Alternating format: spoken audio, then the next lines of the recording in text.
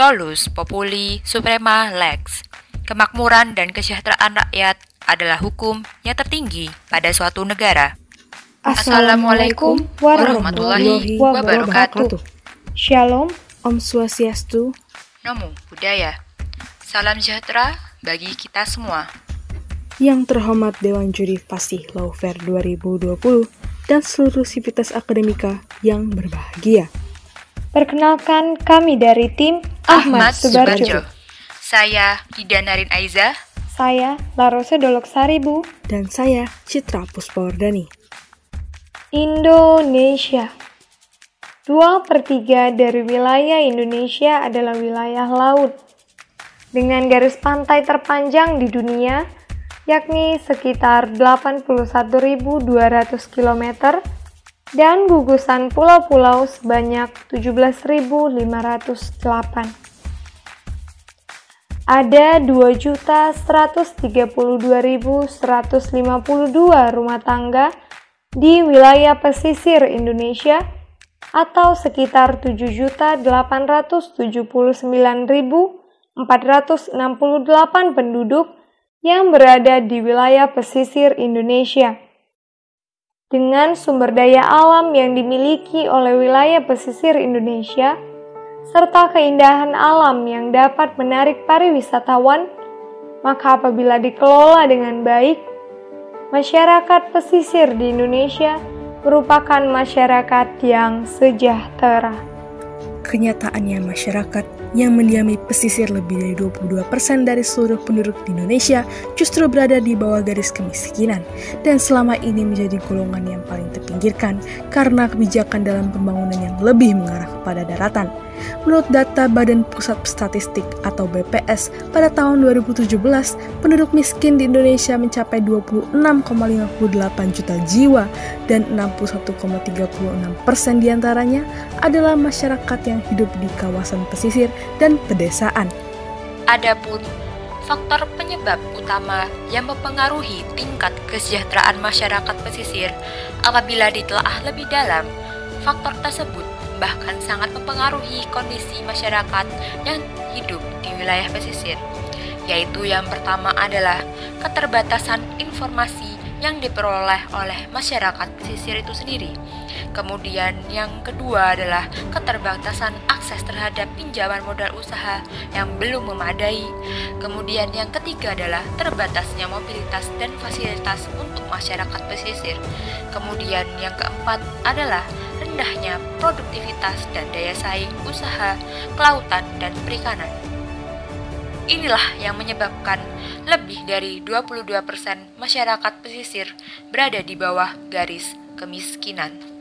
Prinsip kesejahteraan rakyat tersirat dalam Pancasila, yakni sila kedua dan kelima yang berbunyi kemanusiaan yang adil dan beradab, dan keadilan sosial bagi seluruh rakyat Indonesia. Salah satu cita negara Indonesia sebagaimana diamanatkan dalam alinea keempat pembukaan Undang-Undang Dasar Negara Republik Indonesia tahun 1945 adalah memajukan kesejahteraan umum.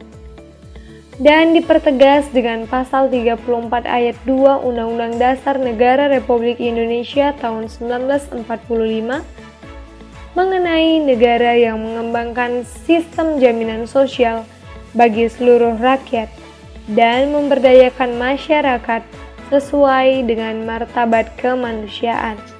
Kemudian dalam pasal 1 angka 31 Undang-Undang Nomor 1 Tahun 2014 menjelaskan tentang pemenuhan pemerintah terhadap hak-hak rakyat dengan adanya sistem pemberdayaan masyarakat. Maka secara normatif jelas bahwa pemerintah berkewajiban mengakomodasi adanya penjaminan hak kesejahteraan terhadap masyarakat wilayah pesisir. Sebagai sebuah negara yang memiliki potensi sumber daya yang sangat melimpah di kawasan pesisirnya, pengelolaan yang dilakukan pemerintah saat ini masih dirasa belum optimal. Maka dengan ini diperlukannya tindakan nyata pemerintah untuk meningkatkan kesejahteraan masyarakat. Lembaga pemberdayaan masyarakat pesisir sudah ada di Indonesia, seperti LPMP Indonesia. Namun, lembaga-lembaga tersebut khusus di daerah tertentu, jadi tidak merata di Indonesia. dan cenderung sulit untuk bertahan karena tidak adanya controlling yang pasti, dasar hukum yang pasti, dan tidak ada campur tangan dari pemerintah. Sehingga Indonesia sendiri membutuhkan suatu lembaga yang bersifat berjangka panjang yang dalam hal ini khusus berjalan dalam bidang pemberdayaan dengan berbagai aspek pendorong peningkatan kesejahteraan masyarakat pesisir. Oleh karenanya penulis dalam hal ini menggagas suatu ide pembaharuan yang berjudul Pemberdayaan Masyarakat Pesisir melalui Coastal Economic Development atau CED sebagai wujud transformasi hukum di era disrupsi, yaitu dengan membentuk sebuah lembaga pemberdayaan masyarakat pesisir, di mana konteks lembaga ini nantinya bersifat nasional dan dinaungi atau diawasi langsung oleh Menteri Kelautan dan Perikanan. Tujuan dan visi misi lembaga ini terfokus pada pemberdayaan kesejahteraan masyarakat pesisir secara menyeluruh. Berikut konsep kelembagaan dari Coastal Economic Development atau CED. Sistem kelembagaan dari Coastal Economic Development atau CED didirikan di pemerintahan pusat dan untuk memenuhi prinsip pemerataan yang efektif, Coastal Economic Development atau CED akan dibentuk pula di setiap daerah pesisir dalam organisasi pemerintah paling rendah, yaitu kabupaten dan atau kota yang memiliki wilayah pesisir. Sehingga dalam pelaksanaan dan pembentukan lembaga ini perlu adanya partisipasi pemerintah daerah yang memiliki wilayah pesisir. Sedangkan sistem kerja dari lembaga ini dapat dilihat melalui bentuk visi misi, kewenangan, dan tugas Coastal Economic Development atau CED dalam bagan berikut. Oleh karenanya visi dari lembaga Coastal Economic Development atau CED ini sendiri yaitu meningkatkan kesejahteraan masyarakat pesisir dalam segala aspek pembangunan. Kemudian misi dari lembaga ini adalah yang pertama, pemberdayaan dan peningkatan keterampilan, di mana misi ini dibagi menjadi 3 submisi.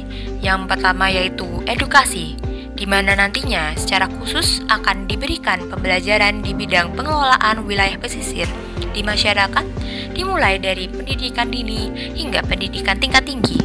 Kemudian yang kedua adalah sosialisasi, di mana akan dilakukan oleh divisi yang secara khusus memberikan bimbingan kepada masyarakat terkait pengelolaan wilayah pesisir sesuai dengan ketentuan dan peraturan perundang-undangan yang ada. Kemudian yang terakhir adalah rehabilitasi lingkungan, yaitu pengembalian keadaan lingkungan sekitar wilayah pesisir seperti semula dan menjaga kelestarian. Misi yang kedua adalah pengembangan ekonomi dan perdagangan yang terdiri dari pengelolaan sistem ekspor dan impor dan pengembangan perdagangan melalui teknologi. Yang ketiga adalah bantuan hukum, di mana ini ditunjukkan untuk memfasilitasi masyarakat pesisir yang membutuhkan perlindungan hukum akibat adanya suatu konflik ataupun sengketa hukum, serta pemberian advokasi. Berikut rincian program dari bantuan hukum. Yang pertama, konsultasi hukum, ditunjukkan untuk yang memerlukan bimbingan ataupun arahan terkait masalah hukum. Yang kedua, bantuan penyelesaian sengketa secara non-litigasi, yang mana diarahkan bagi masyarakat dalam penyelesaian sengketa agar sengketa tersebut diselesaikan tidak dilakukan melalui jalur persidangan. Oleh karenanya, dapat disimpulkan bahwa Coastal Economic Development atau CED yang memiliki 3 misi utama, yakni pemberdayaan dan peningkatan keterampilan masyarakat, kemudian pengembangan ekonomi dan perdagangan, dan bantuan hukum, layak untuk dibentuk untuk mensejahterakan masyarakat pesisir di Indonesia dan sebagai bentuk tanggung jawab pemerintah Indonesia terhadap kesejahteraan masyarakat pesisir.